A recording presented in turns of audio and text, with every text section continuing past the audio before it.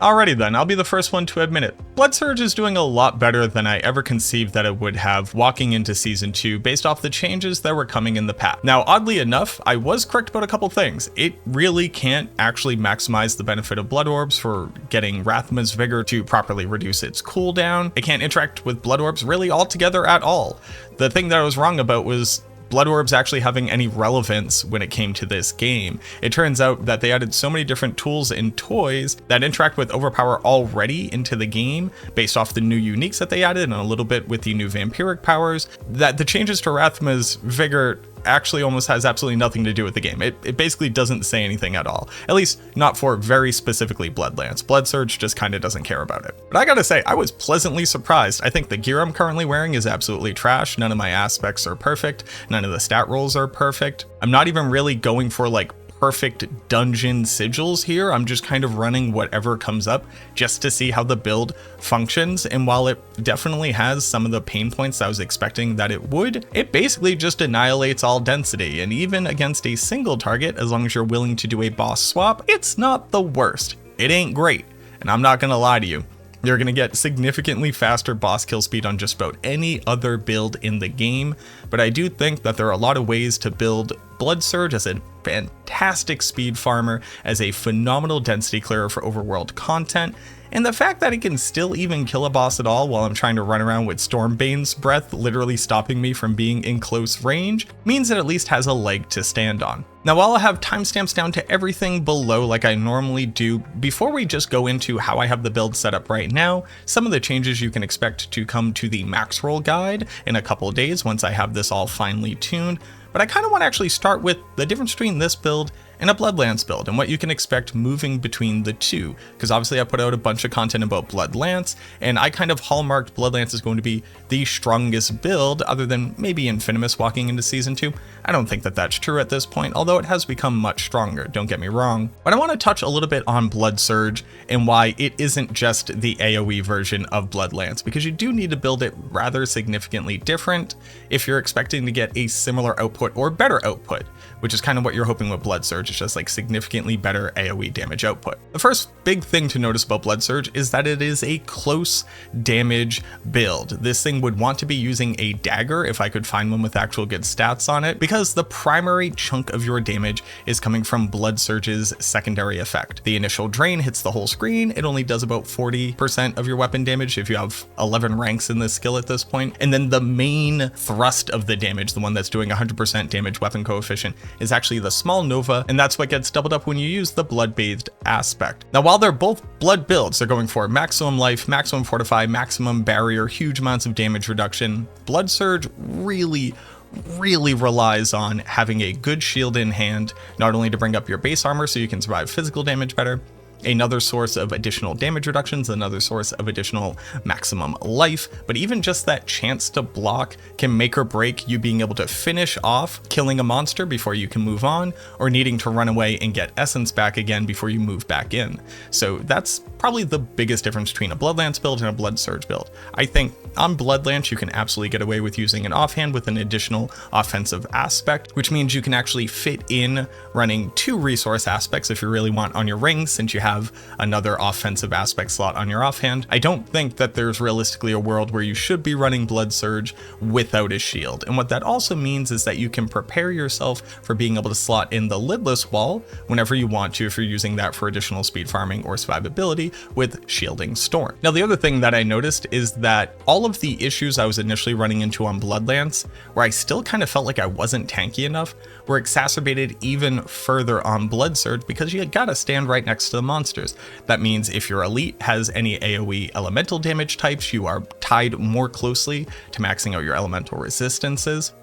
If they have any abilities like the Fear Circle that drops on the ground, you just kind of can't engage with monsters unless you're able to tank an incredible amount of damage. And it turns out in Nightmare Dungeon 100, you kind of can't just slap on Temerity and go. Temerity is definitely great, but it literally doesn't have enough defensive aspects on it. So I tend to be running with like full defensive options across my pants, full defensive options across my helmet, a full defensive option shield, and that gives me enough time to actually be able to do my damage. So now that we've talked about that a whole bunch and we've kind of beaten that into the ground, like the big primary difference between Bloodlance and Blood Surge, let's go ahead and start with the skill tree, just so you can get an idea of what I'm prioritizing, because it's definitely different than what I would have initially imagined at the beginning of this season. Then we'll go into the gear so you understand the aspects, move on to the Book of the Dead, and then I'm actually going to show you a min-max Paragon in a build planner, because my current Paragon on this character is absolutely trash, which is actually good. It means that the gameplay that you were just watching will be even further efficient, better, and just overall faster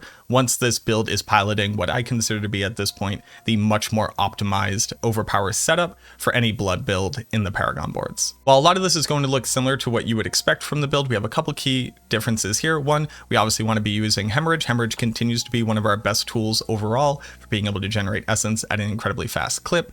And if you're still using Potent Blood, it's one of your only sources of being able to actually generate blood orbs if you want to have a really efficient and smooth gameplay cycle, as opposed to using blood orbs from corpse tendrils, which I've generally moved away from on just about every blood build iteration that I can think of.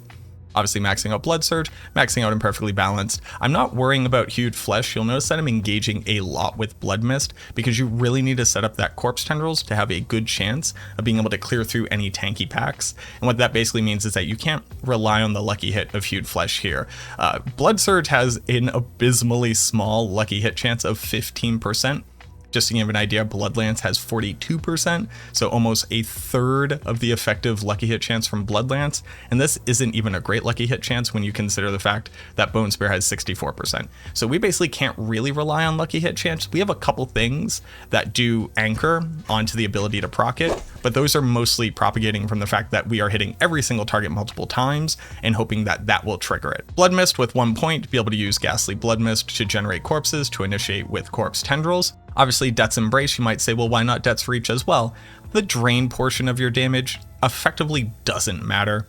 It does somewhere around a quarter of the damage of the actual surge itself, so it's not nothing, but we're not looking to really amplify that in some way.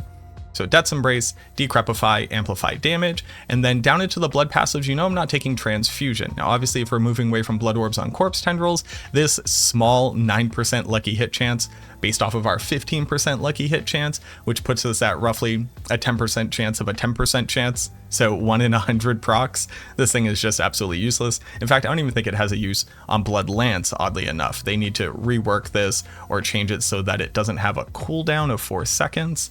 Initially, I understood the cooldown of 4 seconds, but looking back at it, generating 1 additional blood orb more than once per 4 seconds is not somehow a game-breaking effect. Maybe it should have a 1 second internal cooldown, so it can't proc multiple times off of different targets. I'm not sure how they should rework it, but we're obviously maxing out everything else. We want our Fortify as much as possible. We want our big damage, and then I do like still maxing out Gruesome Mending, especially if you're using Undying and you're also using Temerity.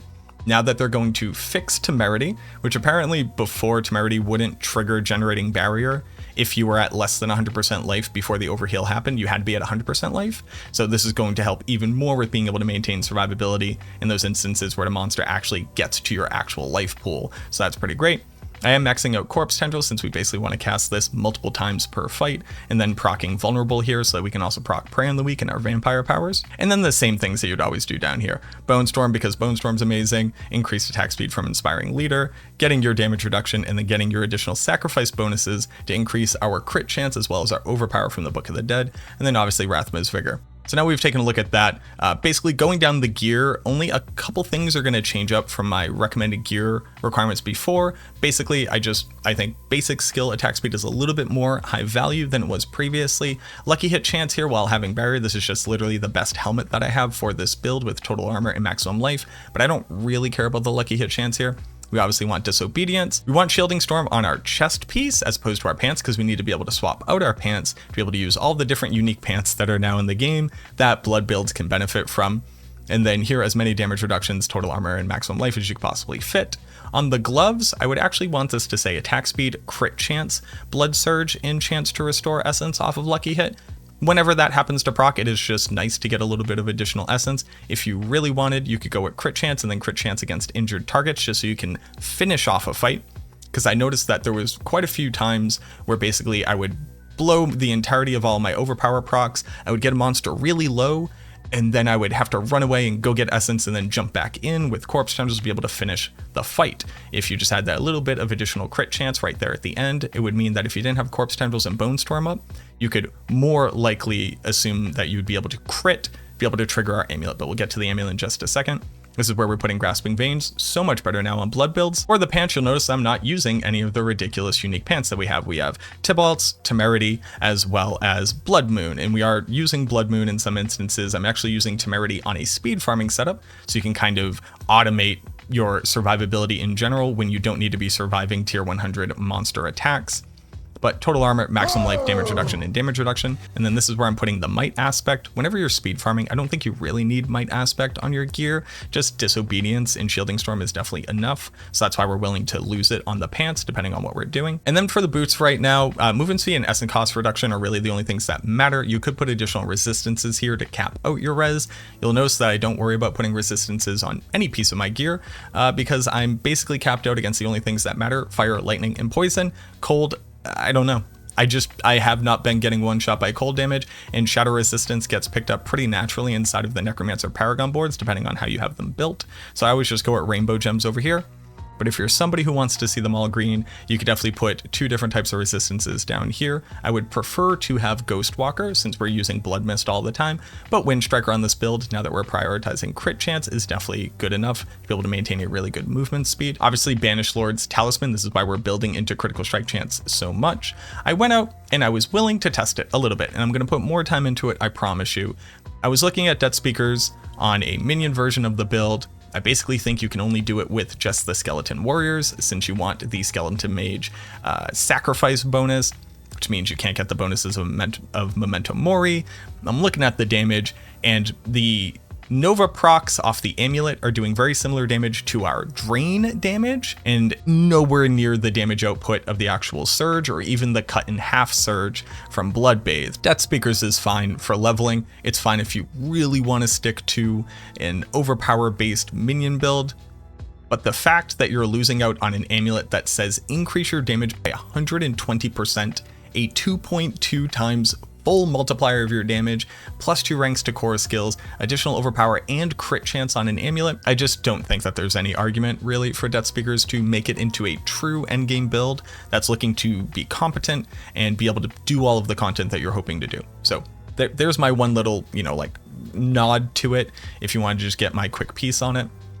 For the ring, crit chance, overpower, I like damage to close and maximum life. This ring is kind of like perfect as far as I'm concerned. And then obviously I would want a perfect umbral. The cool part about umbral is that when you apply your crowd control effects, which is all the time with Grasping Veins, you can basically get a free additional globe of essence to be able to cast through. The other cool part is that you end up being able to run Shared Misery, so that when you trigger Lucky Hit on those characters that are inside of the Grasping Veins, you can set off slow and stun triggers onto monsters that are further out from the initial place, not only gaining you survivability, but also then triggering Umbral again. So I do think that this is probably your best resource ring. I was using Potent Blood a little bit back when I was generating blood orbs. It helps against bosses where Hemorrhage is generating blood orbs all the time. So you can Hemorrhage for a bit, Blood Surge, dash through your blood orbs, Blood Surge, and then Hemorrhage. Not a bad tool. I even think swapping out this ring for a Potent Blood ring might help with boss kill speed. I haven't really messed around with that. Although at that point I would probably just swap out to Untimely Death for an additional multiplier, which I don't currently use on the base build because there's not really a good place to fit it in. Similarly, I wish that this ring just said what the other ring said, but here's where we're putting Rathman's Chosen. You just gotta run Rathman's Chosen. It's just the best aspect across the board. When you overpower, you gain 50% attack speed. It's absolutely nutty. Then for the wand, like I said, I would actually want this to be a dagger. The wand isn't terrible for being able to trigger Shared Misery as well as the chance to get back resource. I think I would just prefer to have the additional damage on the dagger, but that kind of comes down to what you particularly want. Then you want overpower, core skill damage, intelligence, and all stats. Crit damage isn't terrible. Damage to close is better, but I prefer to have the intelligence as an actual multiplier of the base damage rather than these small amounts of additive damage, since we are an overpower build. Overpower damage is like over 3,000, right? So more additive damage is not nothing, but it's definitely not hyper valuable. And then this is where I'm putting Blood Bathed. I think putting on to the weapon is probably one of the best options that you can for this, because you might want to swap out some of your other gear pieces depending on what you're doing, so you don't want to lose this at any point. Obviously, it's the most important aspect for the build. And then for the shield, I was mostly just looking for more damage reduction and armor here. This is also really great because, again, you could swap it out to lidless very easily for speed farming, as well as pushing if you're relying more on the lidless wall combination with flicker step. I personally don't like that myself. It just feels a bit too clunky for me. I feel like you're prioritizing dashing rather than actually attacking way too often. And while I enjoy the additional damage output from the attack speed and the crit chance, I don't think that's really gaining you more survivability than just a perfectly rolled shield would.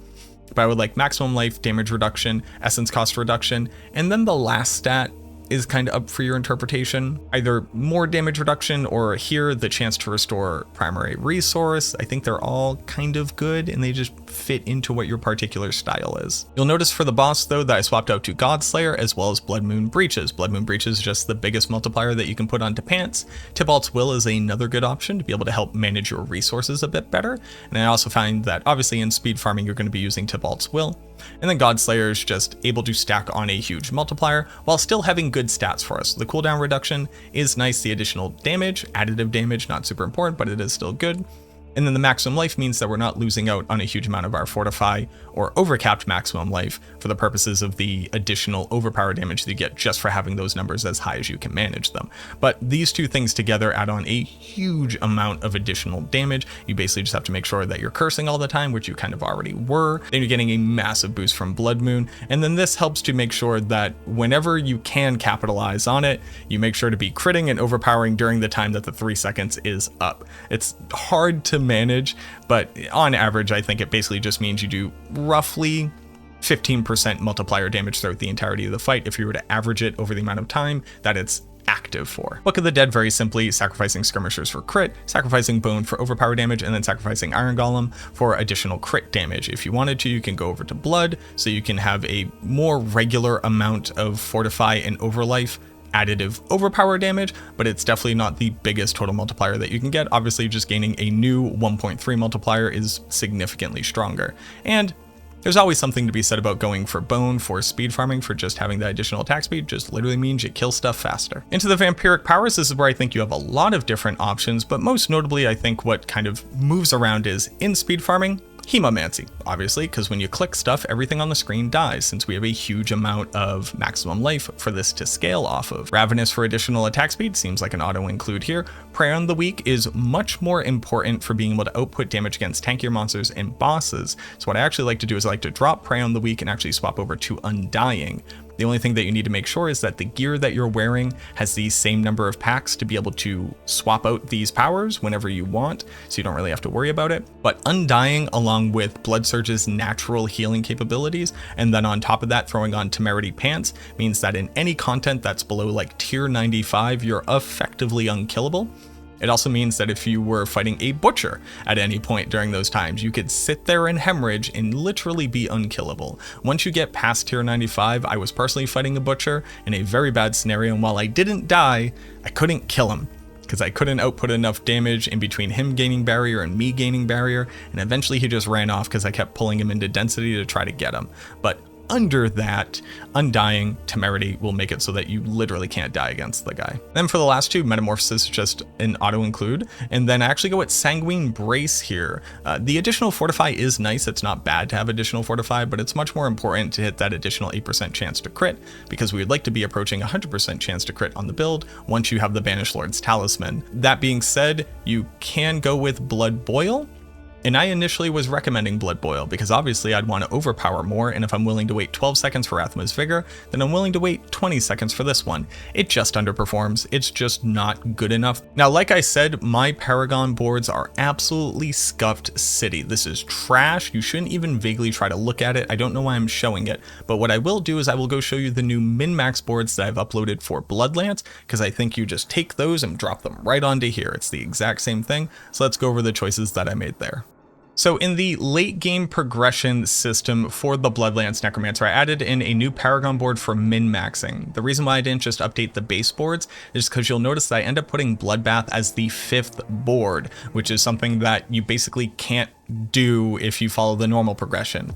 While you're leveling and getting your power up, you would want this to be your first board, but later on it turns out that a lot of the bonuses from the rare nodes here, like this one would decrease my all resistance, or this one would increase my damage dealt while healthy, are just incredibly low value nodes to actually get the double up effect on. And I think that your starter board, Blood Begets Blood, Scent of Death, and Flesh Eater have much more important nodes to make sure that you get the bonuses of. So that's why I have to completely redo it as a min-max. I'm not just going to update the base boards with it because it'll just confuse people. You notice that we moved to Sacrificial in the base board, maxing out as many additional damage and maximum life nodes down here in survivability. We don't need Blood Drinkers anymore because we're not using Blood Orbs to gain Fortify, so we just get to have an additional 1.1 multiplier, as well as the additive bonuses to the magic nodes here. And Blood Begets Blood, while on Blood Lance, I would pick up the Blood Orbs increase your damage. We're going to take these points out, so I'm going to go basically fill in any of the rare nodes that are currently not maxed out for all of their bonuses, but we are putting Essence into here, and I'm not maxing out Essence. The additive crit damage isn't super important. We have so much additive damage, but what we do gain is the 1.22 multiplier whenever the monster isn't healthy. So it basically means the first volley of blood surges gets the monster to about half health. Now they're activated, and now they're going to take an additional 1.22 damage whenever we successfully crit, which with Grasping Veins and Bone Storm is sitting somewhere around like 92% chance to crit. So we're able to pump out a huge amount of additional damage just by hitting the minimum value on this, which I think is a cool little innovation. You'll notice that I don't worry about any of the Blood Orb healing or anything like that. I still pick up the Overpower, but I'm also not putting a magic node enhancing here, because I don't think that increasing the additive overpower damage is actually altogether that powerful in comparison to what you could get. Into Scent of Death, we are picking up Ruin to get them out of healthy status faster, so that Essence is activated faster. Obviously a Scent of Death legendary node, additional armor here, and then we're maxing out Dominate as the biggest overall additive damage source outside of the base overpower system itself. Then building into Flesh Eater with Control. Control is obviously incredibly valuable since we are applying Grasping Veins as often as possible, and even on tankier bosses, sometimes actually getting them to stagger with Grasping Veins as well. Huge damage multiplier, and then you notice that we're picking up the additional damage in the rare nodes and the additional res in the rare nodes here. There's a universe where I actually build out to color just to get the additional attack speed. That's how valuable I consider attack speed on just about any build. And then lastly, we build out to Bloodbath. We still build out to all of the rare nodes like we normally would because the stats around them are generally valuable. We are looking for additional overpower, damage while healthy, additional res, and then additional maximum life. But the last thing that we need to put in is Territorial. Obviously, we're in close range all the time. Huge amount of additive damage for being close, huge amount of damage reduction, just a great survivability tool here, and then we are maxing that one out. There you go, that is the Blood Surge Necromancer as I currently understand it. The way that I have it built out, it has a lot of really interesting gear swaps, especially in the pants between Temerity, Tybalt's, and Blood Moon Breaches. It finally has a really good boss killing tool in God Slayer. The addition of Banished Lord's Talisman finally gives it that additional oomph that it really needed, so that it's not just sitting there very slowly chipping away at elite monsters and single target bosses. All in all, I'm incredibly impressed with it. I don't think that is somehow like the best build in the game, and honestly I feel tankier on Blood Lance than I ever do on Blood Surge, but it's mostly just because it turns out standing next to monsters is really dangerous. I definitely think that they've done a good job in giving this a lot of tools, but I still think that there's a lot of room to grow, and for them to make it so that a lot of these systems just benefit the build a lot more strongly than they currently do, because I feel like I would be sacrificing trying to build into some of the ways that they've enhanced overpower builds for the Necromancers. But let me know what you think. Do you have a better setup for it? Do you think that there are better optimizations? Would you like something explained, or if you had additional questions, let me know down in the comments. Throw a like and a subscription down onto the channel and the video if you haven't already, if you've been enjoying these really deep dive build guides, showing you the gameplay, going over the mechanics, going over my choices. I want to be able to educate to the best of my ability. So even if you disagree with me, you at least know why you disagree with me, as opposed to me just kind of like throwing numbers at you and saying, hey, believe this is good enough. If you do appreciate that, subscribing to the channel is a way of letting YouTube know that you appreciate this type of content.